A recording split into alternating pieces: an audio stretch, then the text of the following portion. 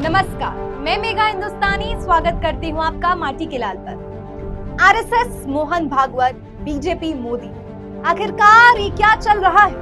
किस प्रकार से चक्रव्यूह में फंसते हुए नरेंद्र मोदी नजर आ रहे हैं? और अब वो खबर जिसकी आपको हमने जानकारी दी थी वो पूरी की पूरी तरह सच साबित हो रही है। जी हाँ, पिछले कुछ वीडियोस में मैंने जिक्र किया था आरएसएस और मोदी के बीच के संबंध कुछ ठीक नहीं है, और अब मोहन भागवत ने इस पूरी की पूरी खबर पर मोहर लगा दी। दरअसल आरएसएस प्रमुख मोहन भागवत ने नागपुर में आरएसएस के कार्यक्रम में प्रधानमंत्री नरेंद्र मोदी पर जोरदार हमला बोला और कहा है कि शीर्ष नेतृत्व को घमंडी, अहंकारी नहीं होना चाहिए। साथ ही मणिपुर से संबंधित जो चिंताएं हैं वो व्यक्त करने का काम आरएसएस ने किया है। अब ऐसे में बड़ा सवाल है कि जो मोहन भागवत और जिस आरएसएस के बदौलत नरेंद्र मोदी न केवल सत्ता में आते हैं बल्कि अपने सत्ता में आबरू को जो बचा पाते हैं वो केवल और केवल आरएसएस के बदौलत ही। तो क्या अब आरएसएस और बीजेपी में, या खास तौर पर मैं कहूँ आरएसएस और मोदी के बीच के बिगड़ते संबंध अप्रत्यक्ष हो चले हैं? तो ऐसे में क्या बड़ी बात हो सकती है और देश का भविष्य कहाँ जाएगा? मोदी सरकार जिसने अभी अभी कैबिनेट में सबकी सीटें तय की है, उसमें क्या कुछ बड़ा लोचा होगा और आरएसएस इस पर क्या प्रभाव डालेगा? देखिए दोस्तों, अभी अभी प्रधानमंत्री नरेंद्र मोदी ने शपथ ग्रहण भी किया है, ज्यादा दिन हुए नहीं है। साथ ही मंत्रिमंडल का विस्तार भी कल खबर चली, किसे कौन सा मंत्रिमंडल दिया। ऐसे में सबकी नजर इस बात पर थी कि आखिर कानून और तमाम विदेश मंत्रालय, रक्षा मंत्रालय, वित्त मंत्रालय, तमाम वो मंत्रालय है जिसे बीजेपी खुद कंट्रोल करना चाहती है, वो आखिरकार किसके खेमे में गया। तो आपको बता दूं कि अभी भी वो नरेंद्र मोदी और भारतीय जनता पार्टी के पास ही वो सारे के सारे महत्वपूर्ण मंत्रालय मोदी के पास ही है। तो ऐसे में नीतीश कुमार और चंद्रबाबू नायडू ने क्यों जिद नहीं की कि उन्हें वित्त मंत्रालय, उन्हें रेल मंत्रालय, उन्हें वो तमाम महत्वपूर्ण मंत्रालय दिया जाए।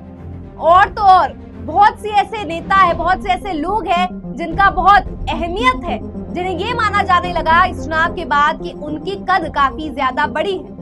उनमें से कुछ मंत्रियों को तो छोटे छोटे जिन्हें नोटिस भी नहीं किया जाता है, वैसे मंत्रालय जैसे पशुपालन मंत्रालय जैसा मंत्रालय देकर ही खुश कर दिया गया। अब ऐसे में सवाल है कि जब कानून मंत्रालय, रेल मंत्रालय, विदेश मंत्रालय, वित्त मंत्रालय, तमाम महत्वपूर्ण मंत्रालय अब मोदी के कब्जे में है, मोदी के हाथों में फिर से कमाना चली है, तो क्या नीतीश और चंद्रबाबू मोदी को उसकी गद्दी से, क्या स्टीयरिंग से हटा पाएंगे? क्या फ्रंट सीट से बैक सीट पर बिठाने का काम कर पाएंगे? बहुत से ऐसे सवाल हैं, एक एक करके जवाब तराशेंगे। लेकिन आज ये वीडियो पूरी की पूरी समर्पित है आरएसएस मोहन भागवत के बयान को लेकर कि आखिर मोहन भागवत ने ऐसी कौन सी बातें कही है जिससे प्रधानमंत्री को न केवल आहत पहुंचता है बल्कि प्रधानमंत्री के पूरे चाल चलित और उनके जो कार्य करने का तरीका है, कार्यशैली पर सवाल खड़े करने का काम किया है। तो आइए वो तमाम सवाल, वो तमाम भाषण, वो तमाम बिंदुओं को समझते हैं कि आखिर मोहन भागवत ने कौन कौन सी बड़ी बातें कही है प्रधानमंत्री नरेंद्र मोदी को लेकर। मोहन भागवत ने कहा है कि मणिपुर 1 साल से शांति का इंतजार कर रहा है।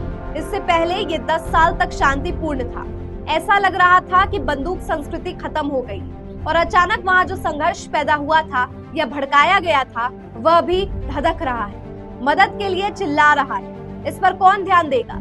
इस पर प्राथमिकता के आधार पर विचार करना हमारा कर्तव्य है। जिन्होंने राज्य में हिंसा के बाद दूसरी बार इस मुद्दे पर बात की, चुनावी बयानबाजी से ऊपर उठाकर देश के सामने मौजूद समस्याओं पर ध्यान केंद्रित करने की जरूरत भी है। आरएसएस प्रमुख ने कहा कि चुनाव आम सहमति बनाने की एक प्रक्रिया है, एक व्यवस्था है ताकि किसी भी सवालों के दोनों पक्षों को समान विचारधारा वाली संसद में प्रस्तुत किया जा सके।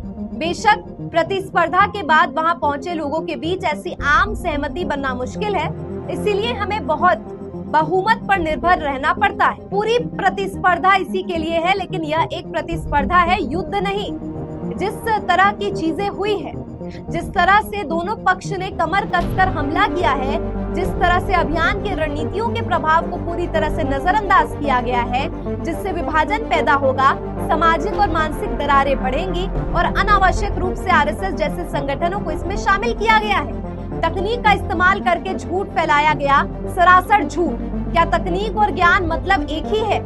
हमें चुनाव के उत्साह में खुद को मुक्त करना होगा और देश के सामने आने वाली समस्याओं के बारे में सोचना होगा। जनमत को जगाने का काम किया गया है आरएसएस द्वारा। एक सच्चा सेवक मर्यादा का पालन करता है।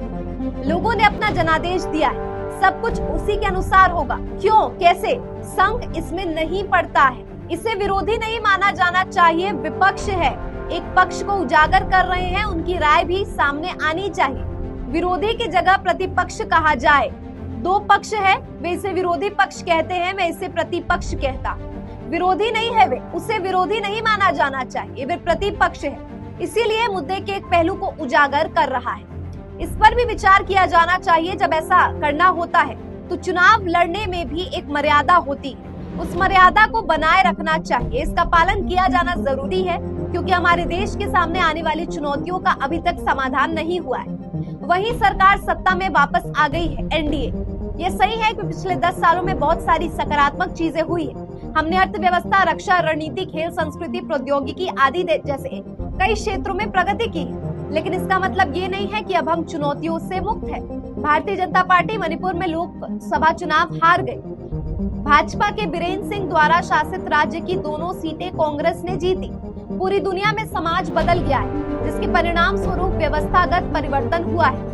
यही लोकतंत्र का सार है। जैसा कि डॉक्टर अंबेडकर ने कहा है कि किसी भी बड़े परिवर्तन के लिए आध्यात्मिक कायाकल्प आवश्यक है। काम करो, लेकिन अपने काम पर गर्व मत करो। जो व्यक्ति अपने कर्तव्यों का पालन करते हुए मर्यादा का पालन करता है, उसे अपने कर्म पर गर्व होना चाहिए। फिर भी अनासक्त रहता है, अहंकार से रहित है, ऐसा व्यक्ति वास्तव में सेवक कहलाने के हकदार है।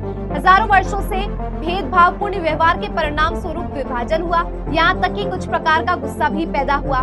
चुनाव होता है तो प्रतिस्पर्धा जरूरी है। लोग क्यों चुन जाते हैं संसद में जाने के लिए? विभिन्न मुद्दों पर आम सहमति बनाने के लिए। हमारी परंपरा आम सहमति बनाने की है। ये तमाम वो बातें हैं जो मोहन भागवत ने आरएसएस के एक कार्यक्रम में नागपुर में कही। इसमें से जो बड़ी मुख्य बात है वो ये है कि मोदी को टारगेट करके कहा गया है कि अहंकारी होने की जरूरत नहीं है। दूसरी तरफ मणिपुर में एक भी लोकसभा सीट जो बीजेपी हासिल नहीं की और कांग्रेस ने जो जीती है, उस पर भी ध्यान केंद्रित किया गया। लेकिन सबसे दिलचस्प बात दोस्तों ये है कि आरएसएस प्रमुख मोहन भागवत ने कहा है कि आप अपने विपक्ष को दुश्मन मत समझिए। ये कोई युद्ध नहीं चल रहा है, प्रतिस्पर्धा है, यानी कंपटीशन है। और विरोधियों को दुश्मन न समझने की बजाय आप उन्हें प्रतिस्पर्धा के रूप में लीजिए, प्रतिपक्ष कहिए। उन्होंने कहा कि तुम इसे विपक्ष मानते होगे, लेकिन मैं इसे प्रतिपक्ष मानता हूँ। तो ऐसे में सवाल खड़े उठने लगे कि आखिर मोहन भागवत जैसे कट्टर व्यक्ति जो आरएसएस को लेकर इतने कट्टरवादी सोच रखते हैं, उनका तेवर इतना नरम आखिरकार क्यों पड़ गया? और ये नरम तेवर कांग्रेस के लिए क्यों पड़ गया? और प्रतिपक्ष उनको कहना और ये कहना कि 10 सालों में अभी बहुत कार्य होना बाकी है, बहुत सी चीजों पर ध्यान देने की जरूरत है, अभी पूरी तरीके से विकास हुआ नहीं। तो क्या अब आरएसएस अपने आप को साइडलाइन कर रहा है बीजेपी से? ये बहुत बड़ी खबर है और इस पे मंथन करने की जरूरत है कि क्या आरएसएस मोदी से दरकिनार हो रहा है, आरएसएस मोदी को दरकिनार कर रहा है, और क्या अब मोदी को सबक सिखाने का काम मोहन भागवत करेंगे? बताइए कमेंट सेक्शन में क्या है आपके विचार।